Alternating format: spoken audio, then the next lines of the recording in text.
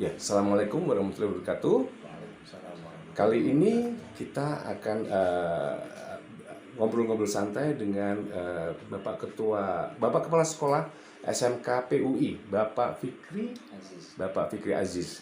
Nah, bagaimana dia adalah seorang kepala sekolah yang terbilang masih muda, berlatar belakang dari salah seorang aktivis pada era mahasiswa yang dulu, dan kekinian terbilang sukses menahkodai SMK PUI yang sekarang sudah menelurkan banyak lulusannya di banyak instansi pemerintah atau juga swasta. Bahkan SMK PUI ini sudah cukup terbilang berpihak pada siswa didik yang tidak mampu. Seperti apa ceritanya? Berikut kita bincang-bincang santai bersama Bapak. Ya, Assalamualaikum warahmatullahi wabarakatuh, Pak Fikri. Waalaikumsalam warahmatullahi wabarakatuh. Iya, Pak Fikri, sedikit diceritakan sejarah SMK PUI ini dari awal berdiri dari tahun kapan? SMK PUI Kota Bogor mulai kita rintis itu ya, mulai dirintis itu sekitar tahun 2002. Iya. Dan mulai beroperasi tahun 2005. Iya. Jadi dari sepanjang 2002 kita sudah mulai aktif mengembangkan sekolah SMK kejuruan gitu ya. 2005 itu kita sudah mulai beroperasi karena sudah mulai dari 2002 ke 2005 kita sudah mulai dapat siswa dan mulai menelurkan alumni pertama, lulusan pertama di tahun 2005. Dari 2005 sampai 2021 yang terakhir kita mengeluarkan lulusan itu terhitung sudah ada 14 lulusan, 14 angkatan lulusan yang memang kita telurkan. Alhamdulillah dari ke-14 lulusan itu sekarang kita sudah mulai tracing alumni kita yang memang sudah mulai tersebar di beberapa instansi perusahaan, instansi pemerintahan, dan beberapa perusahaan-perusahaan daerah di Kota Bogor. Kita mulai tracing, ada yang kerjanya memang di instansi pemerintahan, di kecamatan ada, di kelurahan ada, di beberapa perusahaan-perusahahan yang memang pada saat itu kita banyak melakukan kerjasama, memberikan ruang dan peluang bagi murid-murid kita, siswa-siswa kita yang ingin lanjut ke jenjang dunia pekerja ya, dunia kerja ya, kita coba fasilitasi. Alhamdulillah 14 angkatan, 14 lulusan itu ya sekarang sudah mulai masuk pada dunia itu. Nah, SMK PUI sekarang memang kita akan lebih banyak concern terhadap siswa-siswi yang memang dalam kondisi yang tidak beruntung, dalam kondisi yang kondisi masyarakat yang tidak mampu. Jadi di PUI ini banyak anak-anak yang kondisinya ekonominya sulit atau katakanlah masuk dalam kategori kemiskinan, yaitu banyak di kita, dan mereka banyak diberikan keringanan dan bantuan sama kita. Persentasenya berapa Pak, sampai berapa kira-kira? Persentase jumlah siswa yang dibantu yang antara mampu dan nggak mampu nih? Yang antara mampu dan tidak mampu hampir sebanding sebetulnya, meski ya ada di angka 60-40% lah. Yeah. Ada murid-murid kita yang secara jumlah 40%, ada yang di garis ke tidak mampu, ada juga murid-murid kita, siswa-siswa kita itu yang memang tinggalnya tidak di rumah tapi tinggalnya di panti. Nah, ada sekitar 10 siswa kita yang tinggal di panti ya, kita berikan ruang dan kesempatan mereka mendapatkan hak pendidikan. Jadi PUI sebetulnya secara prinsip terbuka terhadap kondisi anak-anak dalam kondisi apapun. PUI sendiri, SMK PUI sendiri misalkan, kemudian kalau ada anak-anak yang dalam kondisi tidak mampu, tidak banyak membebankan ke orang tua ataupun siswanya, tapi lebih kepada mencari solusi, win-win solution. Kayak misalkan ada banyak bantuan yang bisa kita berikan tuh kan. Makanya bagi mereka yang masuk kategori tidak mampu tadi, kita selalu bantu mereka, carikan bantuan gimana caranya mereka tetap mendapatkan haknya tapi kewajiban mereka tetap terpenuhi. Ya, mungkin kalaupun ada banyak kisah, ada banyak cerita, Ya. cerita duka dari mereka yang tidak mampu, mungkin ijazahnya ditahan sekolah, atau mungkin cerita duka mereka yang susah bayar sekolah. Boleh dibilang di SMK PUI ini tidak ada cerita begitu ya, Pak ya. Artinya misalnya termasuk urusan-urusan penahanan ijazah itu sama sekali sudah tidak ada, gitu Pak ya. Kami pastikan itu sudah tidak ada. Selama begini, selama orang tua dan yang siswa yang bersangkutan banyak berkomunikasi dengan sekolah. Ya, pihak sekolah membuka diri untuk berkomunikasi. Iya. Apa yang menjadi kendala? Bagaimana kemudian kita mencarikan solusinya?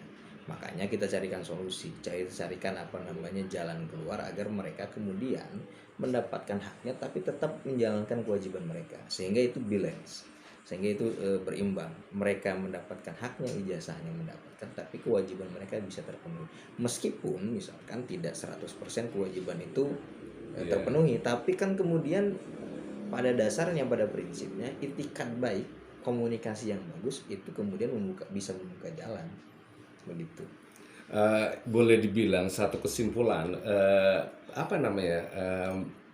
pengemban ini persoalan nilai-nilai sosial juga sudah diemban oleh SMK PUI. Artinya dalam menerapkan sila kelima keadilan sosial, siapapun bisa menikmati mengkonsumsi pendidikan tanpa terkecuali tanpa syarat, itu sudah dilakukan PUI, termasuk kepastian tidak ada mereka yang walaupun dari kalangan tidak mampu ada cita-cita mengenai ijazah ditahan, itu sama sekali tidak ada. Dan artinya seperti yang tadi Bapak simpulkan, semuanya sudah tersolusikan dari tahun demi tahun, begitu ya aku sebut ya Pak ya. Iya, karena kan mungkin kalau di sekolah itu mengejawantahkan nilai sila yang kelima, keadilan sosial bagi seluruh rakyat Indonesia, sekaligus mengadministrasikan nilai keadilan sosial bagi seluruh rakyat Indonesia. Ya kita ejawantahkan itu. Karena sila kita, dasar negara kita mengharuskan seperti itu, sehingga kita memberikan keadilan pada mereka yang kemudian dalam kondisi tidak mampu. Bagaimana? Ya tinggal dicarikan solusinya bareng-bareng. Toh maksudnya sekolah tidak akan menutup diri ketika misalkan komunikasinya dibangun, orang tua dan siswanya punya itikat baik. Apalagi sekolah juga tidak mungkin tidak mungkin menghalangi mereka untuk mendapatkan haknya gitu, selama komunikasinya dibangun gitu. Nah, ini ada cerita dari salah satu mantan siswa didik. Ya. Sebutlah nama inisialnya SM, warga Lawang Gintung. Ya, dia merasa terima kasih, merasa sukacita sudah diberikan kemudahan, dia dari latar belakang tidak mampu, sudah menunaikan pendidikan di sini dan tidak ada problem cerita-cerita miring perihal ijazah. Dan konon disebut-sebut juga itu terjadi sampai 10 siswa, betul ya Pak ya? Yang artinya sudah merasa nyaman, mereka tidak ada kendala apapun, walaupun dari mereka dalam label warga negara kelas 3, artinya tidak ada pembeda, dan mereka memiliki hak yang sama, begitu ya Pak ya? Iya, jadi ada 10 siswa yang memang kita bantu secara administrasi untuk mendapatkan haknya. Jadi ijazah mereka kita berikan dengan yaitu tadi misalkan komunikasi ke sekolahnya seperti apa, makanya kita bantu. Jadi 10 siswa ini yang masuk dalam kategori keluarga tidak mampu, ya kita berikan haknya. Hak sudah belajar, hak berpendidikan, dan hak mendapatkan hasil belajarnya. Berupa ijazah itu tadi. Berupa ijazah itu tadi yang kita berikan 10 anak itu. Terus gimana kewajiban? Nah, itu kemudian solusi yang kita cari agar tetap mereka mendapatkan peluang. Karena kan ada yang ingin melanjutkan studinya, ada yang memang ingin masuk dalam dunia kerja misalkan. Ya karena membutuhkan ijazah tadi ya sudah kita carikan solusinya, mereka datang ke kita bantu, akhirnya kan persoalan yang tadi itu bisa terselesaikan akhirnya Ya. gitu. Pak Fikri Ya. mungkin terbilang kepala sekolah yang terbilang muda lah ya. Ya. Sebelumnya berlatar belakang dari seorang aktivis di eranya sebagai mahasiswa era dulu ya Ya. Pak ya. Artinya aku menyimpulkan versiku nih Ya. dari kacamataku, nalar seorang aktivis, nalar yang mengemban marwah sumpah rakyat, ya, sumpah rakyat yang berpihak kepada masyarakat miskin. Ini sejauh ini ketika sampai Bapak duduk sebagai kepala sekolah itu tidak dikesampingkan dan tetap menjadi yang utama ketika Bapak sebagai seorang pendidik juga sebagai kepala sekolah di SMK PUI ini. Selain dari persoalan meringankan siswa-siswa didik yang terutama yang tidak mampu, ada opsi-opsi lain atau mungkin apa Pak yang sudah dilakukan Iya. Bapak?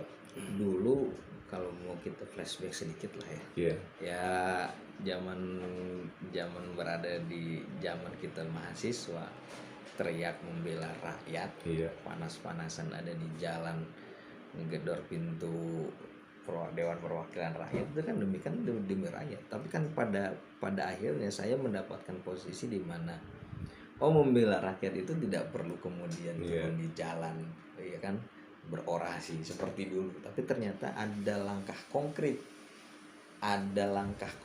yang memang bisa saya bisa saya wujudkan. Begini caranya membantu mereka yang kemudian dalam kondisi tidak mampu. Begini caranya membantu mereka yang sedang kesulitan. Itu kan hal yang kecil, Mas. Ya, hal yang kecil yang punya potensi efeknya besar. Bayangkan kalau kita tahan ijazahnya, mereka sulit cari kerja, mereka jadi beban buat keluarganya, mereka jadi beban buat masyarakatnya. Tapi ketika kita berikan itu ijazahnya, kita carikan solusi gimana caranya mereka mendapatkan hak itu kan membukakan pintu buat mereka agar mereka punya kehidupan yang jauh lebih baik. Harapannya kan begitu. Sehingga kan kalau dulu kita bisa bicara tentang membela hak rakyat gitu ya, membela masyarakat yang tertindas. Ini langkah konkret. Ini langkah konkret kok.